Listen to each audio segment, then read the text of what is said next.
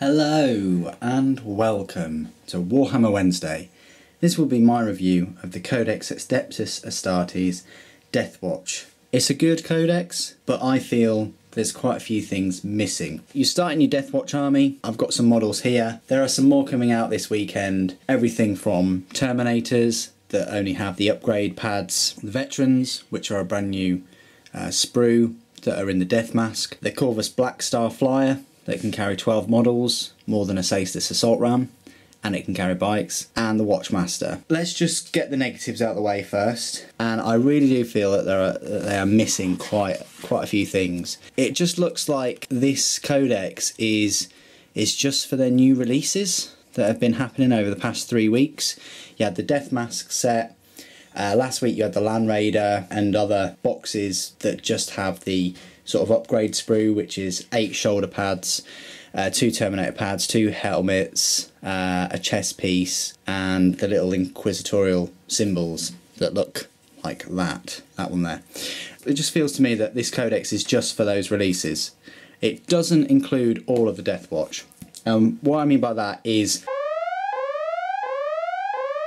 I'd like to sit down with Games Workshop and ask them where their kill team rules are for Cassius. These were printed out off of their website. This is where their rules are. They're Deathwatch. Why aren't they in the Deathwatch Codex? You can't expect people to print off 40k rules and then also carry around a codex. And while I'm at it, where are the Death Mask rules? You've got rules here for Artemis, Watch Captain Artemis, and specific squads and a specific dreadnought and a specific watch force in a completely separate book. I don't like where this is going. If this is the future, it doesn't look good. What looks good are the models, well, the new ones that they've created. What looks good is packing models in box games or start collecting box sets at a much cheaper price. But what doesn't look good is you've got 3 separate places for your rules.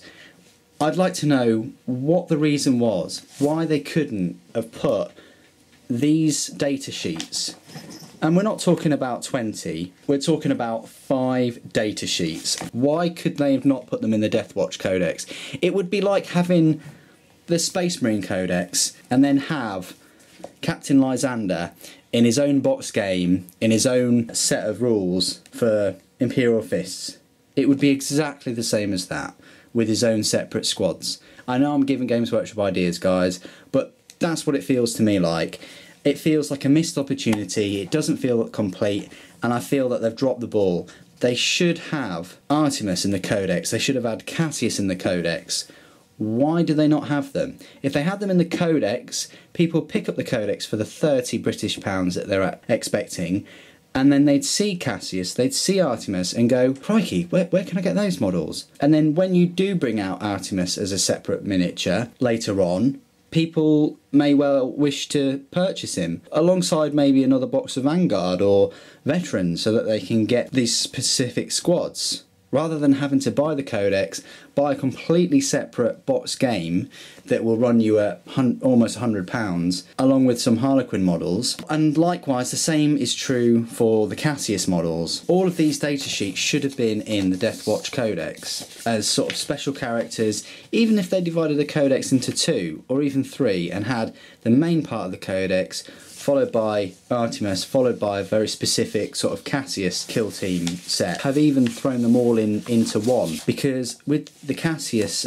squad, you've got Squad Donatus, and then you've got kill team Cassius. It's not like it's 50 data sheets. Again, it's 8 data sheets, 4 pages into that codex.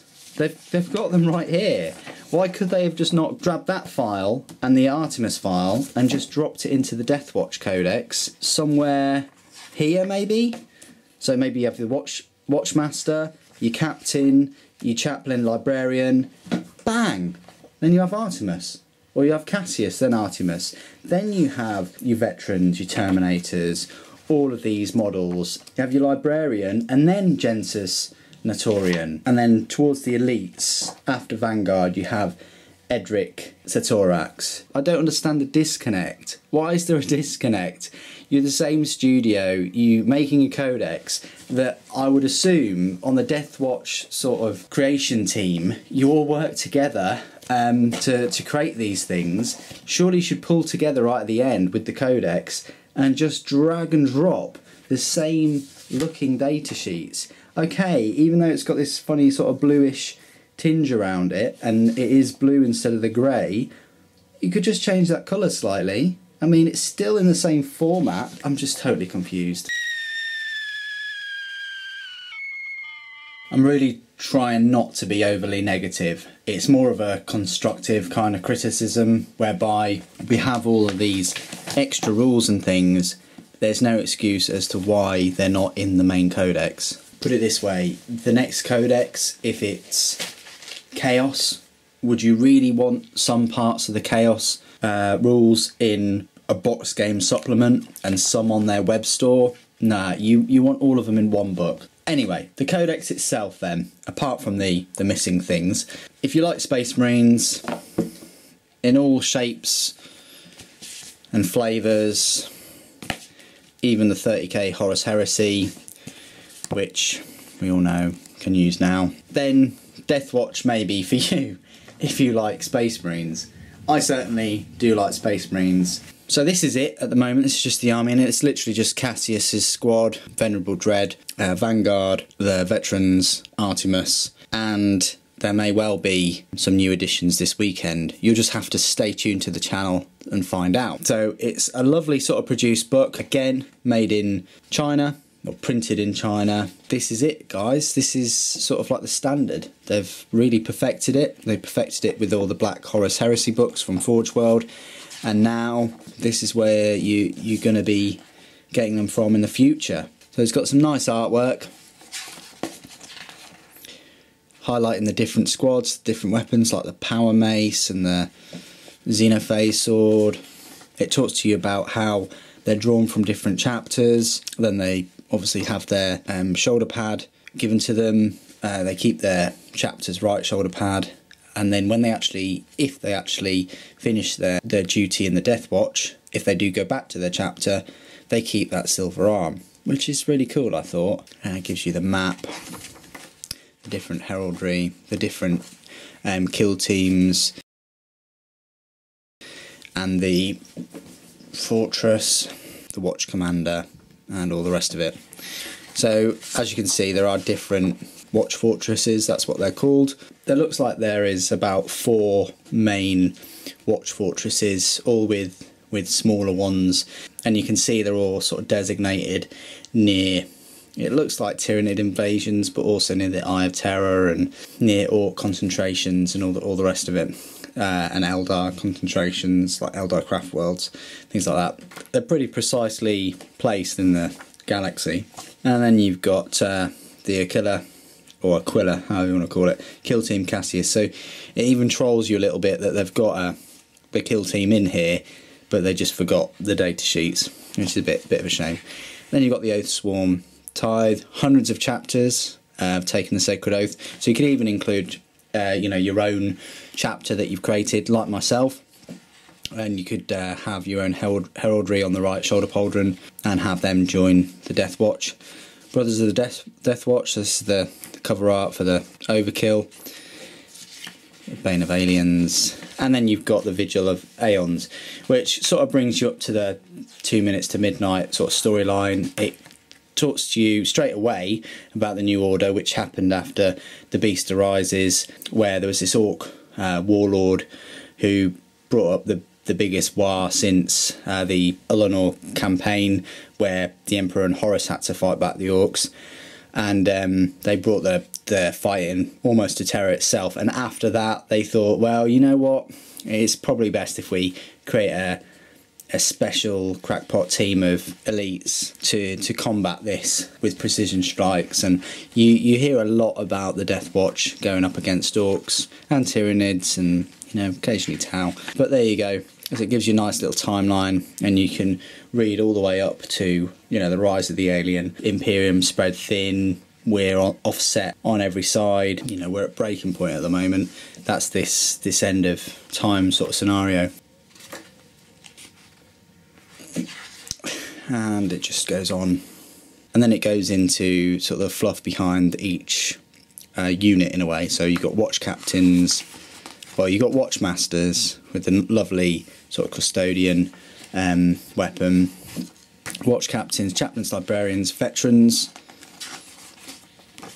vanguard veterans, bikers, terminators, dreadnoughts, transports, the Clavis black stars, and then it gives you these very odd artwork that I much prefer the Forge World sort of artwork that they do, but it gives you them nonetheless. And then it gives you a load of sort of set pieces with the models, bit of inspiration painting wise. I did originally think that they'd release a box of Terminators. I sort of had that inkling just from looking at this, and that's mainly because I didn't have any solid information that pointed otherwise. Yes, all the parts could have been used from different box sets, but there was no official confirmation. Personally, I think it's a real missed opportunity that they didn't make a specific kit for Deathwatch Terminators, that they've just used the old kit and bundled in 3 sets of the armour sprues. I think if they made a new sprue with 2 sets of cyclone missile launchers in, maybe 2 assault cannons, heavy flamers, things like that, but you could just keep it 5 Terminators, that would have been a bit of a money generator. Much as the Vanguard, they sort of missed out on that, using the veteran sprue as the main upgrade sprue. I do wish that they'd released a specific set of Terminators, seeing as this is sort of a new army as such. I mean, Dark Angels get their different sets of Terminators, so do Grey Knights, so do Blood Angels, so do Space Wolves, so that's what I was hoping for.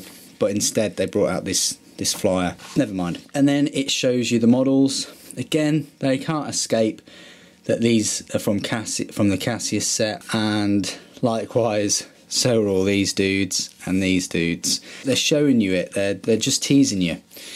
Another just random set piece that they put in. The Black Spear Strike Force.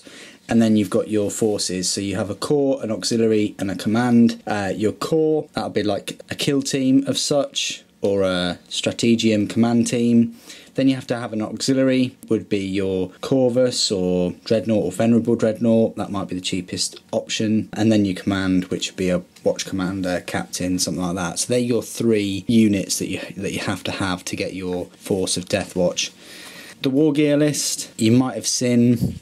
You can have a Inferno pistol, hand flamer. You've also got things like the Deathwatch shotgun, Stalker pattern bolt gun. Heavy weapons, model may replace his bolt gun with one of the following. Heavy bolter, which may also take Hellfire shells, which I sort of completely missed. I would have liked the special ammunition, but Infernus heavy bolter, which again I sort of missed. You can take the Hellfire shells. Deathwatch frag cannon. Then you got things like a Deathwatch teleport homer, and then you got the relics, which I'll go on to in a little while, but no sort of vehicle specific upgrades for Deathwatch. First of all, you got your HQ, which is your Watchmaster. He's quite costly at almost 200 points, but he's got an Iron Halo, Saver 2+, he's got 4 wounds, which is remarkable. Weapon skill and ballistic skill are quite high. You can also change the mission tactics 1 extra time during the mission, and he's got this Clavis thing, which is pretty good against vehicles. It'll pretty much shut vehicles down. Then you got your main sort of watch captain. They brought out the Terminator captain with a different head and the Deathwatch shoulder pad, and they brought out the commander that's been around for, it must be 13-14 years now. He's been around a very long time. And again, all they did was just change his helmet and his shoulder pad. Bit of a missed opportunity, I feel that they could have done a brand new captain. However, there's no reason why you can't just use Artemis as your new watch captain. Then Chaplain, I know that they're trolling big time now because they've used Cassius here, but they have actually released the Reclusium Command Squad Chaplain with a different shoulder pad. Librarian, again with this teasing. They're using the one from Overkill there, and I think that they've released a Librarian Terminator armour with a different shoulder pad. Veterans, very good set. You only get 5, and I think it's cost you 25 quid or 30 quid, something like that. That veteran set is the set in the Death Mask, so it's a completely new sprue with loads of different weapon options. However, you only get one frag cannon, you only get one Infernus heavy bolter, you only get one Stalker pattern bolter, which I think is criminal, really. People have said, oh, it's a really good offer, it's really good, you know, sprue and all the rest of it, because you get your heavy thunder hammers and things like that. But you only get one heavy bolter, combi heavy bolter, you only get one Stalker pattern, you only get one Xenophase sword. I mean, it would have been nice to have more sort of range weapons than melee, but there you go.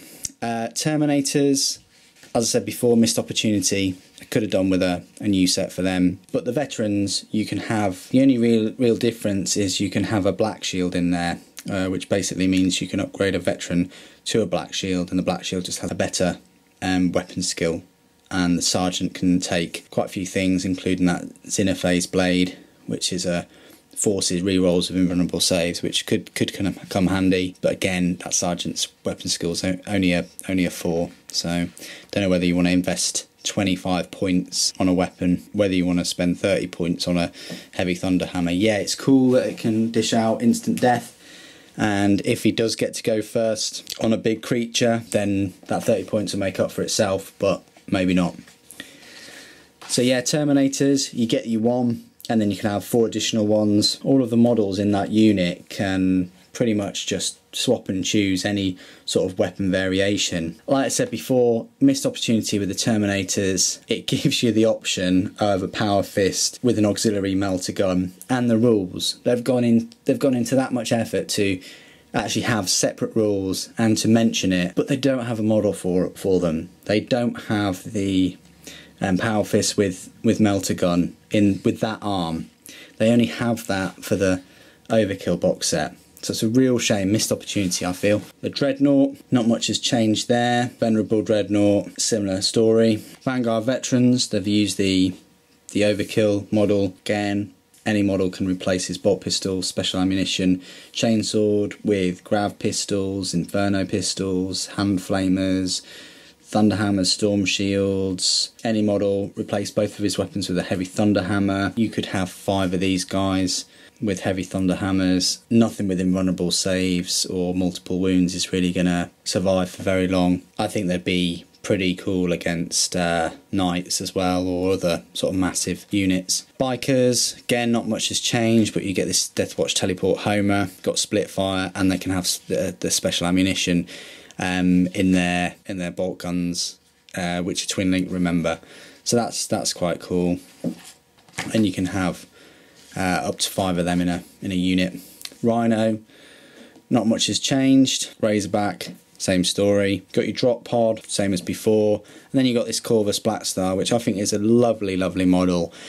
I don't know how it gets off the ground. I don't know how it doesn't look aerodynamic at all. We're always looking at these flyers and aircraft and things as in-orbit flyers that there are physics involved, such as wind resistance and friction and things like that. And having these massive doors here under the wing struts I just don't know how it actually gets through the air, if that makes sense. The wings can't be doing much to hold it up. Also, they do talk about the Death from the Skies. They've been included for using the rules from Death from the Skies, so that's pretty cool. I like it. Its armour is better than a Thunderhawk.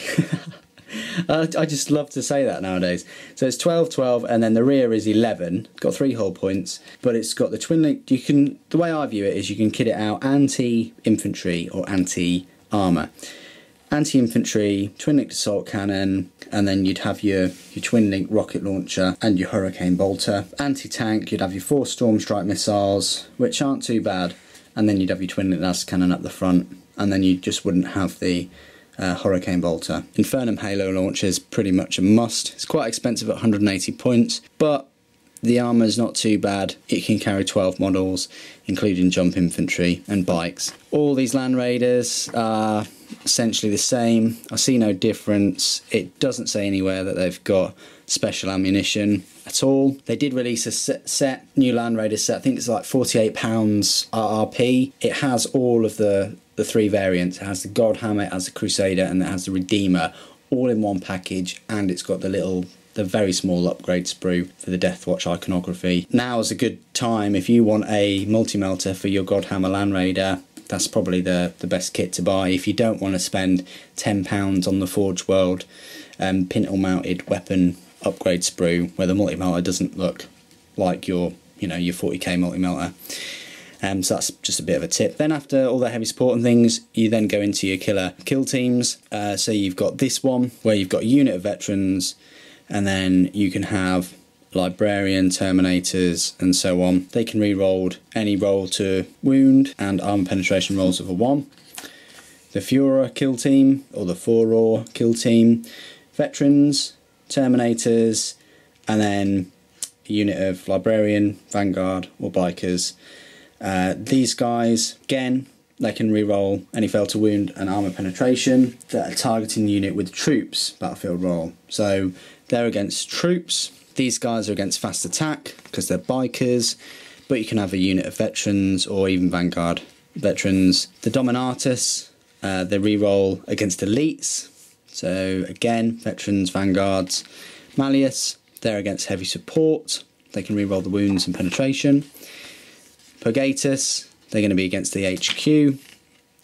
Strategium command team, they get a feel no pain 6+, and if their team is led by Chaplain, all non-vehicle models have Furious Charge. If it's led by a Librarian, all non-vehicles have Stubborn and Adamantium Will. And then finally you have the Watch Company, which has a Watch Captain, could be Artemis, but not Artemis, if that makes sense. And 4 choices in any combination. So you have a unit of veterans and then the different kill teams. So you can have different sets of kill teams if you really wish. And that has the decapitation doctrine. They get a reroll to wound that include a warlord, psycho, or independent character. Corvus dropship wing. You have to have 3 Corvus Black Stars. They can reroll any failed armor penetration to wound rolls, which is nice if you've got 3 of them, but 3 of them would be 540 points stock. So without any upgrades, 540, that's quite a lot. This is for if you've got, I wouldn't even say 1,500 points, I'd probably say closer to, if you've got 2,000 points and you've got one of these dropship wings, it might be quite decent if there's a hard unit or a big tank or something like that you need to take out, but that's the last formation. And then you've got a little battle going on there.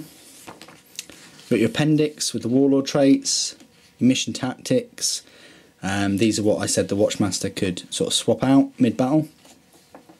Then you've got the Armory. There's a load of rules that aren't covered, such as missile launchers, hand flamers, inferno pistols, grav guns, that are all in the 40k rulebook. But then it goes on about the specific weapons for the Deathwatch, such as the Black Star cluster launcher, the rocket launcher, the Deathwatch shotgun, the Infernus heavy bolter, then the Stalker pattern bolt gun, and the Storm Strike missiles. Very nice, 72-inch range, strength 8. Melee weapons, which includes the Guardian Spear, which is that sort of custodian spear. It's basically a bolt gun, and it can do both. It can fire and be used in assault at the same turn, plus strength 1, and its AP is 2. It's two-handed, and it's got block. So once per turn, you can choose to block a single attack that targets them. I don't know whether that's a single attack for another unit or per model, but it just says a single attack. So I'm sort of edging on the air of caution that it's 1 attack total out of all the attacks that they're thrown at him. That's what I would sort of understand it to be. You got the heavy thunder hammer, and obviously we've seen this before. This thing is huge. I mean, look at that. Absolutely huge. It's probably taller than the Space Marine himself. And that's a strength 10 AP2, and that's got this pulverise. So if you get a 6, instant death. And obviously the Xenophase sword, like I said, AP3, but it's got this molecular realignment field. Successful invulnerable saves must be re-rolled. That's all of them. So if that strength of the normal Space Marine can get past the toughness of whatever he's fighting, and that thing has an invulnerable save of, I don't know, 4 or 5 plus, that might just be the ticket to finish it off. This Clavis is what I talked about earlier. You can subtract 1 from weapon skill, ballistic skill, and initiative of any enemy vehicles. That might come in handy with dreadnoughts, things like that. Well, if you're that close to a dreadnought. Hellfire shells, you can have your heavy bolter with a Hellfire shell. You can choose Hellfire shell or ordinary profile. This is range 24-inch. So it's knocking that assault 3 down a bit. Strength is only 1, but that's because it's poisoned heavy 1 blast. So he can fire, he can either choose to fire his assault 3 36-inch range normal shot, or he can fire 1 at 24-inch range, have it as a blast, small blast, and then wound things on a 2+. That might be worth it against bigger, sort of tougher creatures that you can get a few under the small blast. Shame it's not a bigger blast, but it sort of makes sense. And then the Storm Shield 3+ invulnerable save, which we've had before. Then we got the relics of the Vigilant, Bane bolts, which are bolt pistol, bolt gun, and stalker pattern bolt gun, which basically you've got special ammunition and you've got this kill shot. Wound on a 6, instant death. You've got the beacon, where they don't scatter within 6 inches, and then you've got this Dominus Aegis. If it doesn't move, you get 4+ invulnerable till the next movement phase. That's quite cool, but obviously that might well be in place of a Iron Halo if you don't have an Iron Halo. The Osseous key, it's a Clavis, but if it attacks a vehicle or building in the assault phase, roll a dice, and then basically 50% chance the target suffers a penetrating hit. That's pretty cool. Thief of Secrets, it's power sword. If a model inflicts an unsafe wound, the weapon sort of learns the weakness of that model's units, and any units of the same type. So if it wounds a Carnifex, it learns the weakness of all Carnifex. Therefore, all future attacks will wound on a roll of a 2+. That sounds really cool, but sort of a blade, cause a wound. Now that knows the weakness of all of that type of unit. And then the Tomb of Ectoclades. You can pick one of the mission's tactics until the start of the next turn. That's quite cool. Then you got all the tactical objectives, and then you got your weapon profiles, vehicle profiles, unit profiles, all the rest of it. I think it's a good codex. I think it does give you a lot of options with the new models that they've brought out. They didn't really bring out that many new items though, I don't think. Well, what's included in the book at least. I mean, they brought out a new flyer, 1 new HQ, a bunch of new melee weapons and range weapons, no new big vehicles or no new tanks as such, and not many new box sets, just sort of repackaged box sets from kits that are already available with a new sprue. I do feel it's a missed opportunity in terms of Cassius's kill team. They should have been in this. They are Deathwatch. They're one of the most famous kill teams, and they definitely should have had the Death Mask units in here, their specific kill teams and their specific models, and definitely Artemis should have been in here. I do think they're missing out, because as you can see, the Deathwatch models I own are from the 2 separate box games or boxed sets.